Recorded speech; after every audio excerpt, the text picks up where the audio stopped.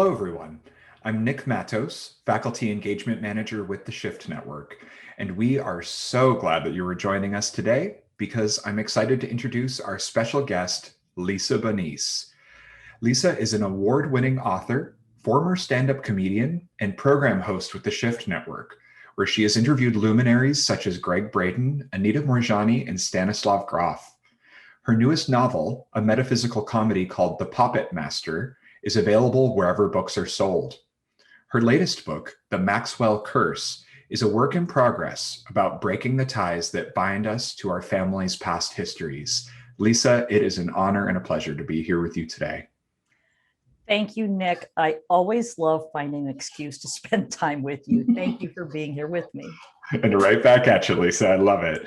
So a lot of what we're going to be talking about today is magic. And I really want to know more about what sort of form one's natural magical abilities might take. Well, this actually might seem like a no-brainer. This is something that I've struggled with my whole life. That's why I wanted to talk about reawakening our magical heritage, because sometimes we don't even know we've got any kinds of abilities, but it's really kind of like a high school guidance counselor assessing your skills. You know, you ask yourself, what are you naturally good at? Even if you don't use the skill, and those skills might not feel very magical because they come so naturally to you, but not to me. I have my own set of skills that don't feel magical to me either, but you can turn up their magical volume by walking in them. You pretend that they're sort of a power animal, wear them like a skin. Let me give you an example. I inherited from my mom a solidly artistic bent, and I use it in my home and work life in a very matter-of-fact way. You know, I have a creative job. I use this ability to make my money. I've harnessed those skills to work for me. And that's why it doesn't feel like magic. But with a simple flick of my thought process, it becomes magical. Hear me out. Years ago, I had the most horrible job of my life. It was genuinely putrid. It could have crushed my soul, but I pulled out my magic to get through it. I've always loved the hippie era art of Peter Max. You know, it always made me feel so alive.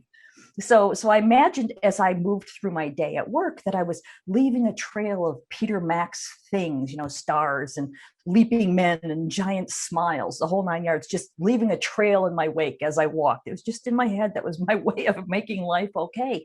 And just that clicked on use of my natural tendencies created a whole new world for me and changed the way that I interacted with my putrid job. It became funny, sort of like a sitcom, like a sitcom called What Fresh Hell Is This? And that's the essence of good magic, don't you think? Changing the vibe and shifting your future for the better. It's just natural magic.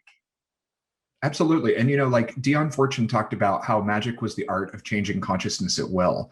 And I know that she was so influential, and the thought and methodologies that she gave were so influential to folks like Peter Max in that hippie era, especially.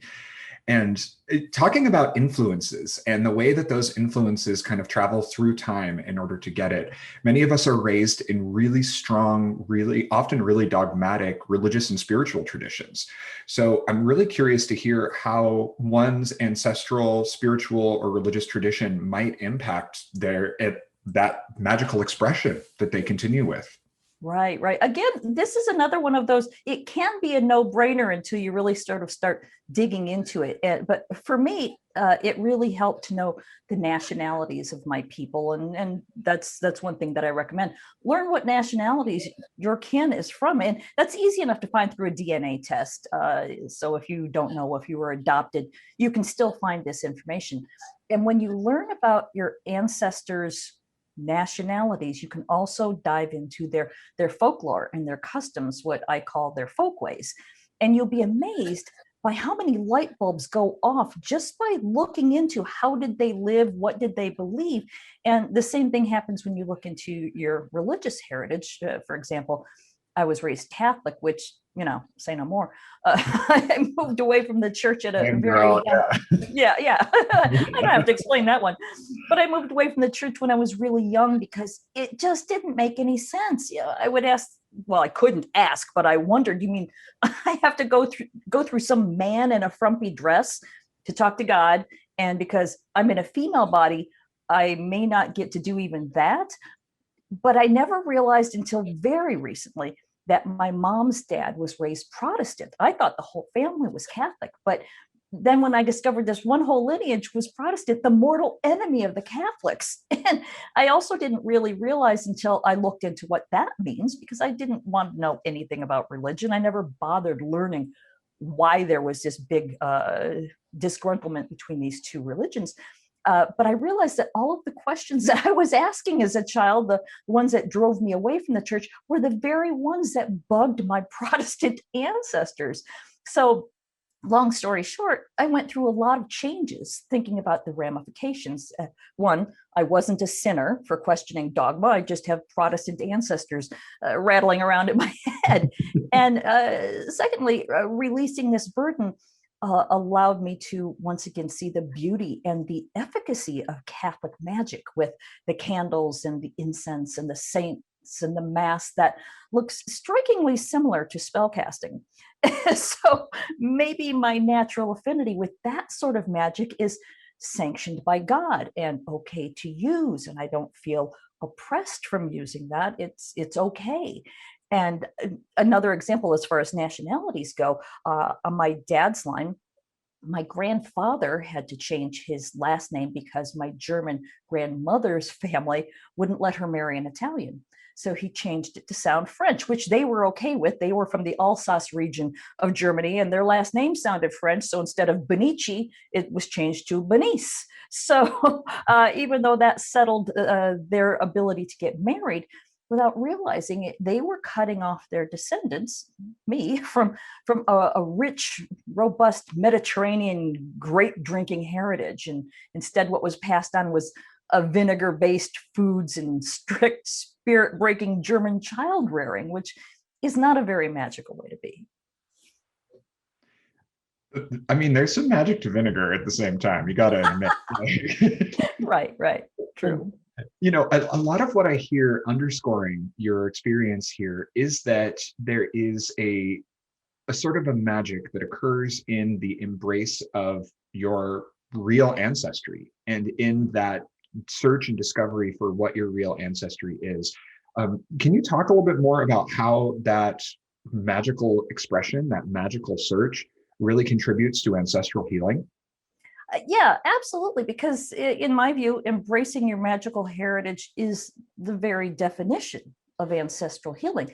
That's what this is all about. Your ancestors used their natural abilities, their knacks, the things that they were good at to survive. And they got pretty good at it. They got downright magical until it was either beaten out of them by disastrous experience or even from deliberate oppression. I mean, my magical heritage was pretty squished. I wasn't just a walking holy war. I was an international incident. So no wonder I had no peace. And as a child, I felt like one of those poor unfortunate souls in The Little Mermaid, who'd had their soul stolen by Ursula the sea witch. They're all shriveled and powerless. That's how I always felt growing up, that I didn't have any of my power, but I knew it was there. I could feel it. It was buried. I just had no idea how or even if I could access this. And just knowing these things about my family heritage and sitting with them, walking them, allows me to connect with my natural magic, which includes vibrant heritages that have been too long denied, which was slowly killing me, like a grape withering on a vine. So, yeah, exploring your ancestor folkways is a form of magical ancestral healing, and it's life changing. It really is. As somebody who is also on that path, I can't concur more that it completely transforms everything with it. And I, I'm curious because, it also sounds like there's a certain, in that search, that you have like almost like a form of communication that occurs with your ancestors that's happening in this real-time environment for it. And I imagine that probably that active search even opens up a further communication back from them.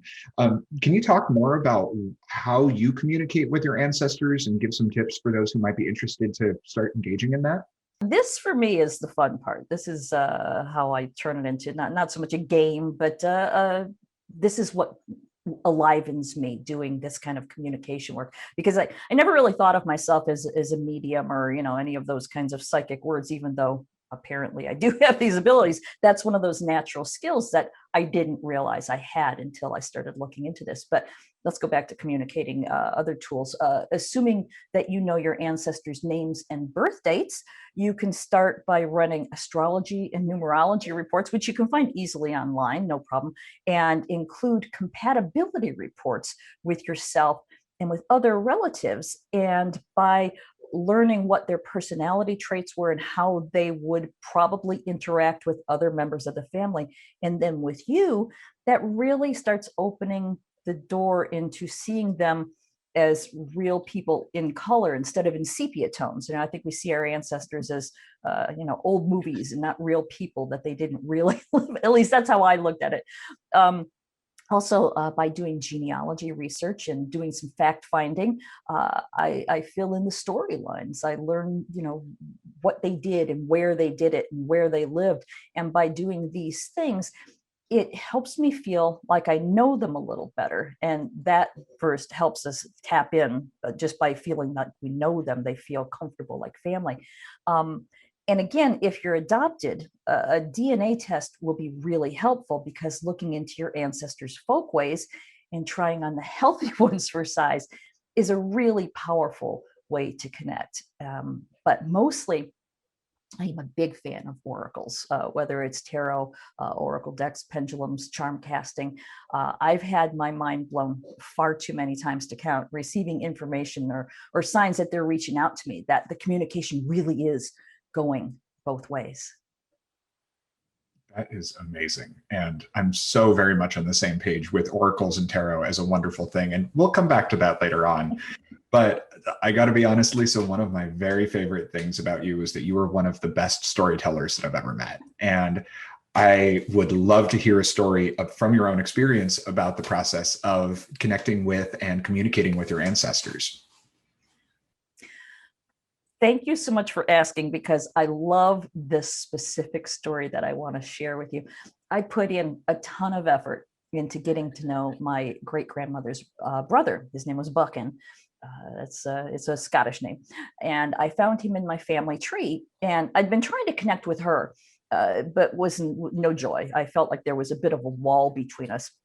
Couldn't figure out what it was. So I went ahead and branched outward, looking elsewhere in the family. So it wasn't a direct line. It was my great-grandmother's brother.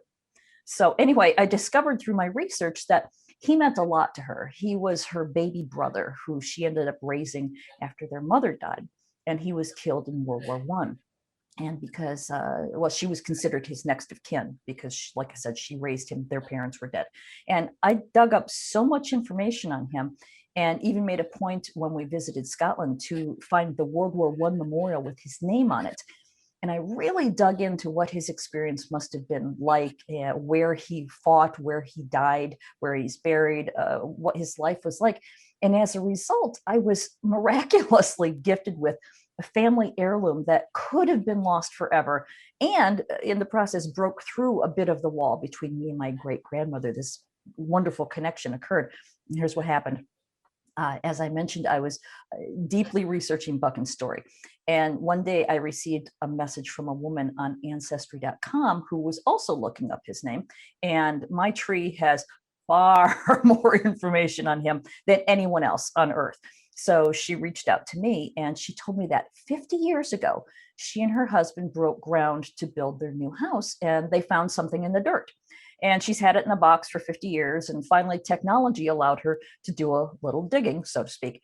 And anyway, we discovered that through a long series of events, which I dug up with my obsessive genealogy skills, Buchan's next of kin, my great-grandmother, was awarded with a next of kin memorial plaque, also known as a dead man's penny. That's the slang phrase for it, by King George. They were sent out to any of the surviving relatives of soldiers killed in the war.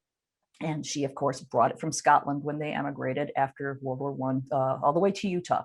And long story, over the years, it somehow ended up in this woman's yard in Tacoma, Washington. And I did uncover the story, but again, too long to tell. So she kindly mailed it to me. And let me show it to you. Hold it up. I hope you can see it. It's right here. It says his name, Buckin Littlejohn.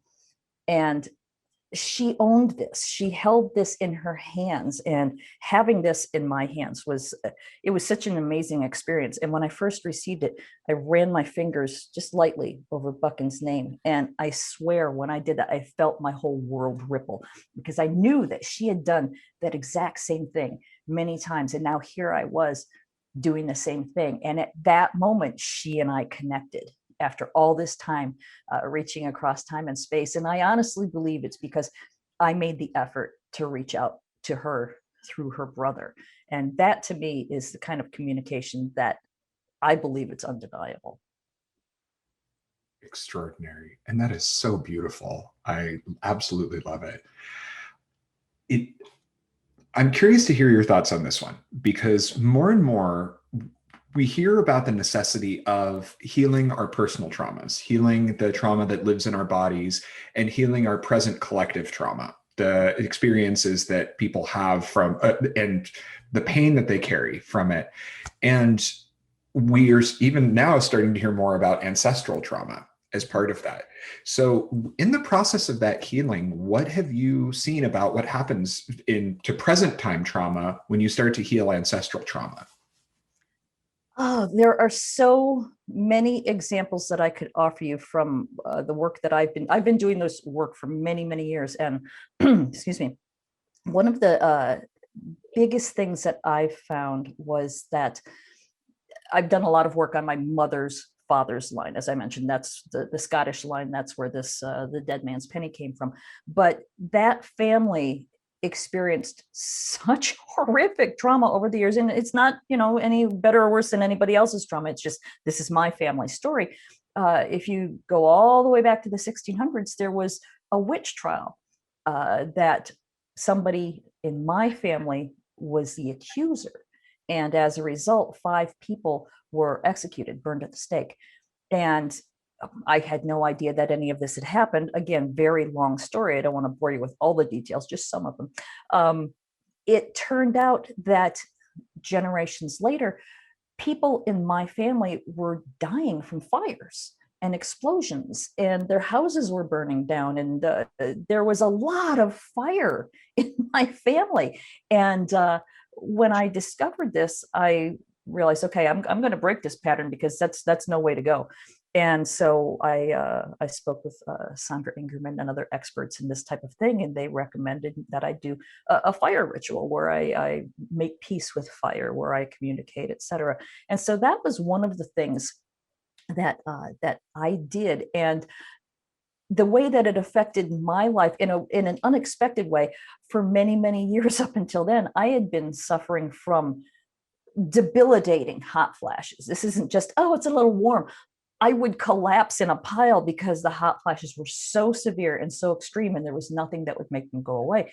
But once I did this healing work, the hot flashes are gone. So that was my version of being burned up.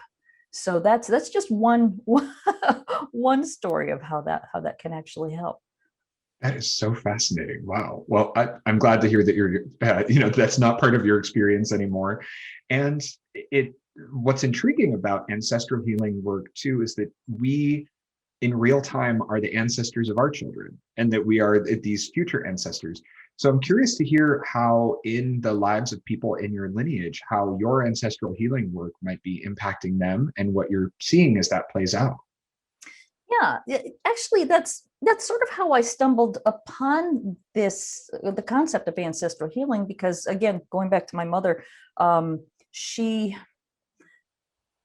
we didn't know that she had issues until my dad passed, because my dad covered it for so many years. So we just thought he was this big mean grump, and she was this, this angelic saint who never did anything wrong. And then once he was gone, we're, whoo, buddy, she's got some flying monkeys. And she developed dementia in her later years, which made it even worse. And that really pronounced the things that I discovered later needed some ancestral work, because of the family history on her side. Her father's side, his father or his mother first died of cancer when he was 18, and then his father was killed in a mine explosion. There's one of those fires, like only a few months later. So he'd lost both of his parents in horrible ways, and then he was just sort of cut loose in a country he didn't know because they just come to the States. So understandably, he was not in any kind of position to be a good father. He'd suffered so much trauma, and nobody knew anything about trauma back then. There was no treatments. You just, plug on, stiff upper lip. And so anyway, fast forward again. When my mom was in her later years, my daughters and I noticed that she was becoming really harmful. And so we, the three of us, worked together on this ancestral healing work to help uncover some ways that we could help her, and then of course help us. And in the process, we learned a whole lot about our family lineage, and we were able to do ancestral healing work together. And when my mom did finally pass, I believe she passed in peace. That is absolutely extraordinary. And it's particularly wonderful to hear that for the fact that it's almost like the real-time ancestral healing work of being able to engage with living ancestors, so to speak, the people who are immediately ahead of and behind us in our timelines. It seems like that's almost like a harder crucible to really make an offering towards, and to engage with that healing. What advising would you have for people who are maybe struggling with issues with their children, issues with their parents, et cetera, who are engaged in a broader work of ancestral healing too? Mm-hmm. Well, what I did was, as I mentioned, this may be why I became so obsessed with genealogy research, but I really dug in to the story, and I found out I didn't know any of these things about her family history. She never talked about her dad. All I knew was she and her dad were estranged, and they hadn't spoken much since she was 14 years old. I only met him one time, and she hated him until pretty much the day she died.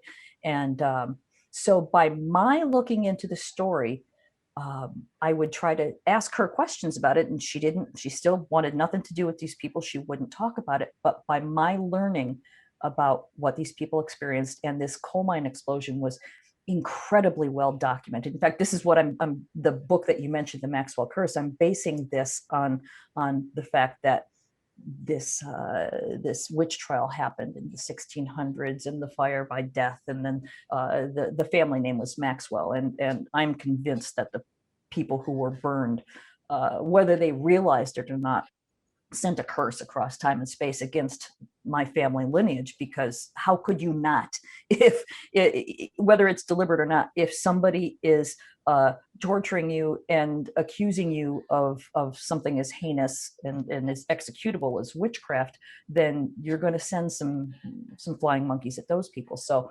that's where I see that this curse affected my family, and that's where these fires were coming from.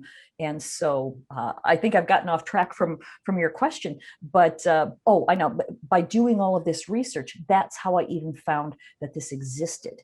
So if I hadn't done the genealogy research, I would have had no idea. We would have just thought, mom's got dementia, we just have to tolerate it until she passes, and then we'll just shake ourselves and get up and move on with life, and nothing will have been addressed and healed. So if you're able, genealogy research, and again, if you're adopted, do a DNA test, at least to find out the nationalities. Here's another example of folkways.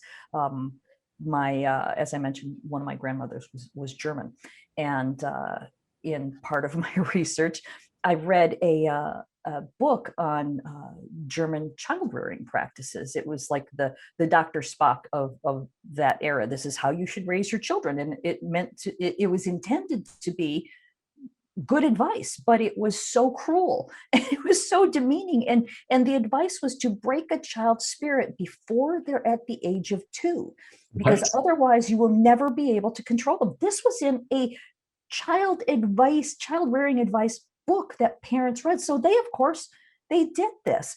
And in this book, I read phrases that I remember my dad using. So there was a legacy of this unintentional child abuse, of this breaking of the child's spirit. And again, I would not have necessarily known that if I didn't look into my family's folkways, the national customs and belief systems. Absolutely extraordinary. Um, to shift gears a little bit and to stay on the subject of books, luckily not books that have horrific child abuse as part of them. Um, you are also, in addition to being a wonderful storyteller, a wonderful author. I highly encourage everybody listening to run, not walk, to your local independent bookstore and order The Puppet Master. And I'm curious because there is an energy inside of your work that almost seems like an offering. And is it, in a sense, a creative offering to your ancestors, this work that's coming out of you now? Absolutely. At first, when I first discovered this story, I thought, oh, that would make a great book. But the more I looked into it, the more I realized, first, this is going to be a very complex project. So I really better feel this one. I really better want to do it. And again, the more I dug, the more I saw that this is not just a fascinating story to tell that I think people would love to read, because it will be a page turner, just because, oh my God, what happened next? What fresh hell is this? But in telling the story, my hope is to demonstrate, as I've told here, how ancestral healing really does. It's not that it works, because, obviously we've got plenty of experts who say it does, but how it works. I know the books that I've learned the most from have been fictional books, have been sci-fi, fantasy, etc. And I've learned so much about the nature of personal magic, etc., those types of things from reading fiction. And that's what my hope is. That's how, with the Puppet Master that you mentioned, that was my effort to sort of explain how to accept and walk in your power, your ability, your psychic abilities, when you don't have a clue. If you don't have a mentor, you don't have somebody you can ask about. The character in the book has it sprung upon her very quickly, so she has a lot to learn very fast. But it's fiction. That's how you make things happen. So yeah, the Maxwell Curse is going to be a much more serious look at how this works. But yeah, I want to show people that curses aren't, it's not just a word that we fling about, oh, I curse you. This really is an energetic ripple effect across time and space, that whether you use the word curse or not, it is a fact. Things happen, events occur. We are still feeling the ripples of human history, of most recent history. We're feeling the events right now of the fact that the United States has slavery for hundreds of years, and that the people who were freed from this slavery still haven't really been acknowledged for the incredible pain and suffering that they've experienced. And so there's this whole vast swath of Americans who are the walking wounded, and no one, well, I shouldn't say no one, many people are unwilling to look at that. That's just one example.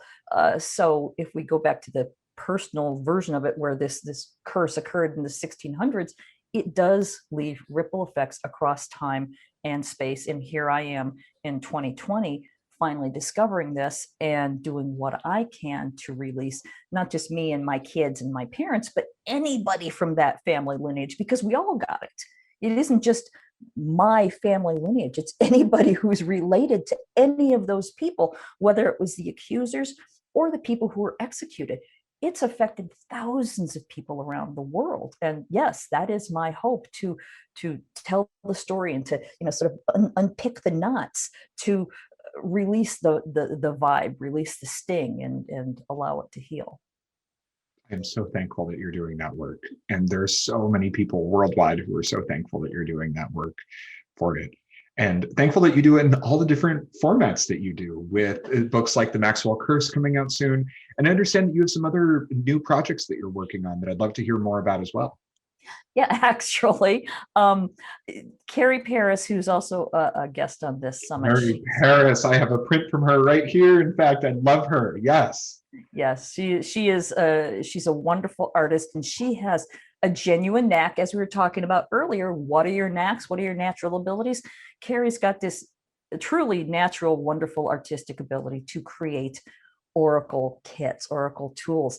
So she and I have gotten to know each other, and she suggested that we partner on an oracle kit that focuses on ancestral healing. So that's what we've done. We've created a kit called the Generations Oracle, which takes a lot of what I've talked about today into account. It's designed to help you communicate with your ancestors with these tools. Oh my gosh, Lisa, I am so excited to see that oracle. That is wonderful. Now, we covered a lot in today's session, and I would love to hear, given all the different directions that we went in, what would be one thing that people who were interested in this, who were moved by your talk, that what they could do in order to really connect more deeply with the ancestral healing available in their lineage? You know, there is a great quote by Richard Bach. It's one of my favorites. I believe it's either from Illusions or the Messiah's Handbook, which go hand in hand. And the quote is, if you will practice being fictional for a while, you'll understand the fictional characters are sometimes more real than people with bodies and heartbeats. And I take this to heart when doing ancestral work. I pretend that not only am I fictional, I pretend that they are too. And this makes it easier for me to really immerse myself in their stories, which allows for, I believe, a deeper understanding and empathy and compassion. Because when you can learn the stories of these people, and even if it's just the folkways, if you are adopted and you don't know the people's stories, it really does help you to let go of grudges that you might be holding against whether it's your ancestors or your direct relatives, people who might even still be living. By looking at this as a fictional story, it takes away some of the sting of the story, and you can understand what made people act in possibly quite heinous ways.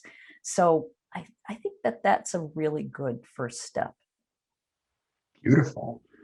And if people wanted to take a second step after that and find out more about you, your work, your upcoming projects, where can they find that information? Well, I'll tell you. I have two websites. One is lisabonnice.com, and that's where you'll find everything that I just feel like putting up on the web, whether it's links to my books or even videotapes of me doing stand-up. Videotape. How old am I that I called it videotape? Hey, at least find a laser disc, right? Yeah, yes, exactly. It's on a phonograph that we wound up. Trolla will give you all the information you need. Anyhow, put a nickel in it. Where in the modern era can they lisabonnice.com? Yeah, that's one of them. They're also Carrie and I are working on a new one, generationsoracle.com, and that's where if you're interested in getting a copy of the Oracle, we're also going to be teaching a class, because getting this wonderful thing in the mail. Let me show you first. This is one part of it. We're using coins there. These are coins with Lenormand symbols on them. I'm spilling them all over my desk. That's just one thing. It's going to also include a pendulum and a reading cloth and casting pieces. It's so fun.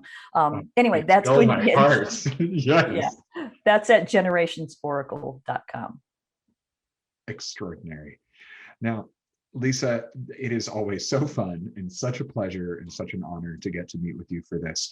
Thank you so much for meeting with me today. And thank you to everyone who is watching for being part of this great session and this wonderful summit. On behalf of the Shift Network, I'm Nick Mattos, and it is such a pleasure to have you. Thank you very much. Thank you, Nick.